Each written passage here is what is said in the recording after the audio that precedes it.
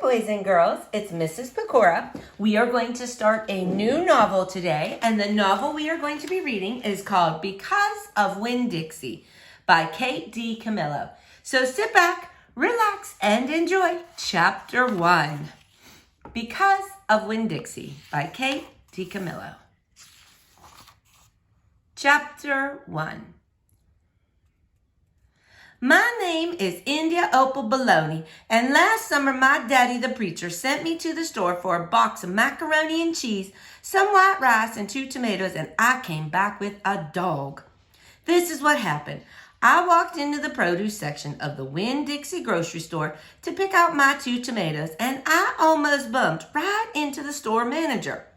He was standing there all red-faced, screaming and waving his arms around. "Who let a dog in here?" he kept on shouting. "Who let a dirty dog in here?"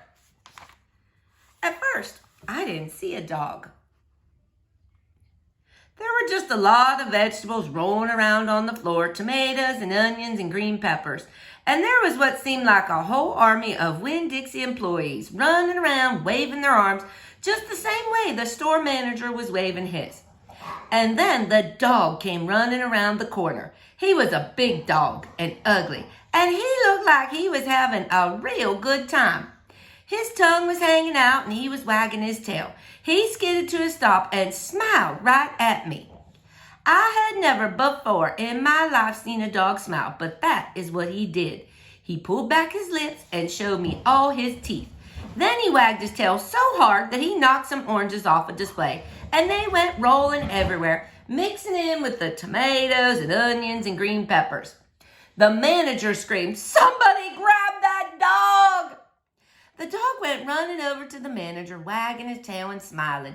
He stood up on his hind legs. You could tell that all he wanted to do was get face to face with the manager and thank him for the good time he was having in the produce department. But somehow, he ended up knocking the manager over, and the manager must have been having a bad day because lying there on the floor right in front of everybody, he started to cry. The dog leaned over him real concerned and licked his face. "Please," said the manager, "somebody call the pound." "Wait a minute," I hollered. "That's my dog. Don't call the pound."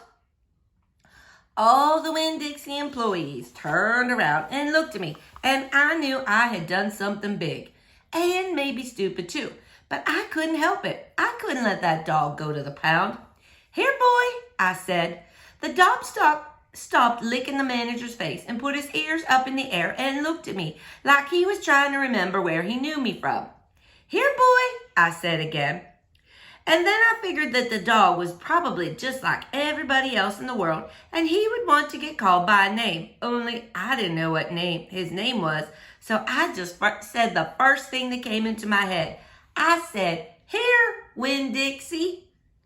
And that dog came trotting over to me just like he had been doing it his whole life. The manager sat up and gave me a hard stare, like maybe I was making fun of him. "It's his name," I said. "Honest." The manager said, "Don't you know not to bring a dog into the grocery store?" "Yes, sir," I told him. "He got in by mistake. I'm sorry. It won't happen again." "Come on, Winn-Dixie," I said to the dog. I started walking, and he followed along behind me as I went out of the produce department and down the cereal aisle and past all the cashiers and out the door. Once we were safe outside, I checked him over real careful, and he didn't look that good. He was big but skinny. You could see his ribs, and there were bald patches all over him, places where he didn't have any fur at all. Mostly, he looked like a big piece of old brown carpet that had been left out in the rain. "You're a mess," I told him. "I bet you don't belong to nobody." He smiled at me. He did that thing again where he pulled back his lips and showed me his teeth. He smiled so big that it made him sneeze. It was like he was saying, "I know I'm a mess. Isn't it funny?" It's hard not to immediately fall in love with a dog who has a good sense of humor. "Come on," I told him.